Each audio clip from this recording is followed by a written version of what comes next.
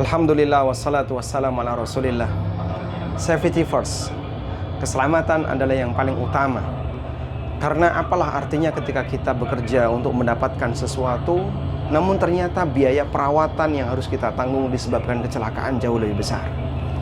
Dan dalam Islam kita diajarkan untuk bertindak yang aman. Karena kita harus beraktivitas yang lain selain aktivitas yang kita lakukan ketika kerja. Oleh karena itu, terutama Anda sebagai operator harus fokus, tidak melakukan aktivitas yang lain ketika Anda bertindak sebagai operator. Kemudian Anda harus mengikuti sesuai dengan prosedur yang telah ditetapkan, ikuti rambu-rambu yang ada, ikuti panduan yang berlaku. Tujuannya adalah untuk keselamatan bersama.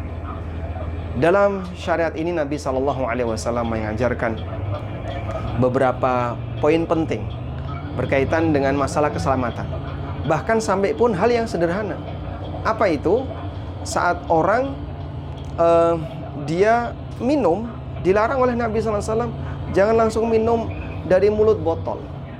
Kenapa? Bisa jadi di situ ada binatang yang dia nggak tahu.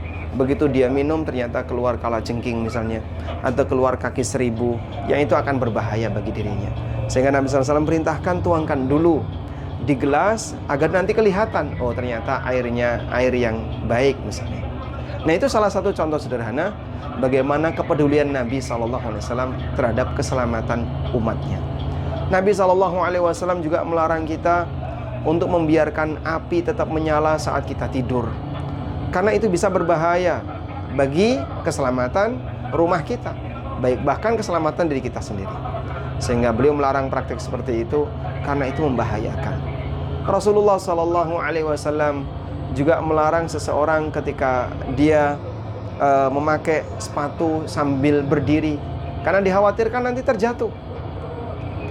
Dan masih banyak lagi bagaimana kepedulian Nabi SAW terhadap umatnya. Beliau juga melarang kamu kalau makan jangan ditiup, jangan bernafas di mana di gelas. Kenapa? Karena nanti kotoran itu akan keluar dan itu akan mengganggu kesehatan kamu. Sehingga Masya Allah, kalau kita perhatikan bagaimana Rasulullah SAW seperti orang tua kita yang peduli dengan anaknya.